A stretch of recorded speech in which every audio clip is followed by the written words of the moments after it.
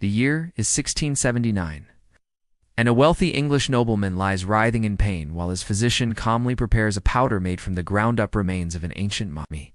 The nobleman winces as he swallows the gritty mixture, believing with absolute certainty that this macabre medicine will draw the sickness out of his body. For centuries, this was not a bizarre exception, but a common practice. Corpse medicine. The belief that human flesh, blood, and bone held potent healing powers. To understand how millions of Europeans came to eat the dead, we must look at a fusion of superstition, medicine, and desperate faith. The roots stretch back to the ancient Egyptians, whose mummification process fascinated outsiders. By the Middle Ages, imported mummies were ground into powders and sold as miraculous remedies. Apothecaries across Europe stocked jars of mumia, a sticky resinous substance thought to come from preserved bodies. At first, buyers believed they were consuming the mysterious resins used in embalming, but demand quickly turned toward actual human remains. By the Renaissance, genuine mummy flesh was considered one of the most powerful drugs available. The logic behind this gruesome practice drew on the doctrine of signatures and sympathetic magic beliefs that like could cure like. A body that resisted decay in the sands of Egypt was thought to carry within it the power to resist illness. Bones, ground into fine powders, were consumed to treat ailments of the skeleton. Human fat, collected from corpses, was rubbed on the skin to ease joint pain or muscle cramps. Even blood, warm and fresh from the veins of an executed criminal, was prized as a way to absorb vitality directly from the dead. What makes corpse medicine especially disturbing is that it was not limited to charlatans or quacks.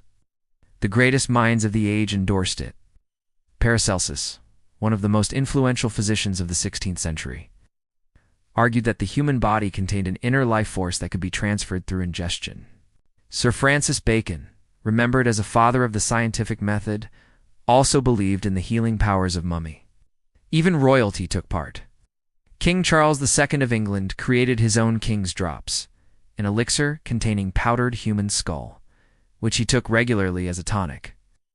At public executions, the practice descended into shocking displays of hunger for life. Crowds gathered not only to watch the condemned die, but also to purchase or collect their blood. Executioners sometimes sold it in cups, still warm, to epileptics who believed drinking it would quiet their seizures. The skulls of the dead were often broken apart, so that fragments could be ground and sold as medicine. What we might now consider cannibalism was reframed as piety and healing when taken under a physician's guidance. Consuming human remains was not only acceptable, but recommended. The mummy trade became so profitable that Egyptian tombs were plundered on an industrial scale. Shipments of mummies were exported to Europe by the ton, reduced to powders, and sold in markets. When genuine mummies grew scarce, forgers created counterfeits, grinding up the bodies of beggars and criminals to supply the insatiable demand. Apothecaries blended these grisly ingredients with wine or honey to make them easier to swallow, disguising their true origins for wealthy customers.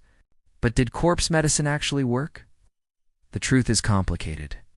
Some of the substances taken from corpses, such as natural resins or certain minerals absorbed during mummification, might have had mild antibacterial properties.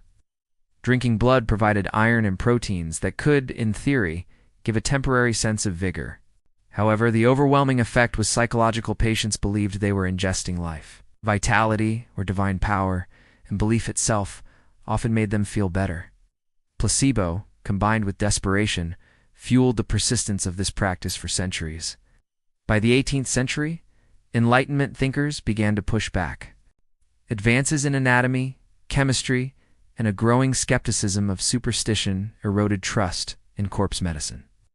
Physicians like Voltaire mocked the idea that powdered bones could heal disease, calling it a relic of barbarism. Gradually, public opinion shifted and the practice was abandoned. Apothecaries stopped selling human remains, and physicians turned to botanical and mineral remedies that fit better with emerging scientific methods. Yet, even as corpse medicine faded, it left behind a haunting legacy, a reminder of how the boundary between science and superstition has always been fragile.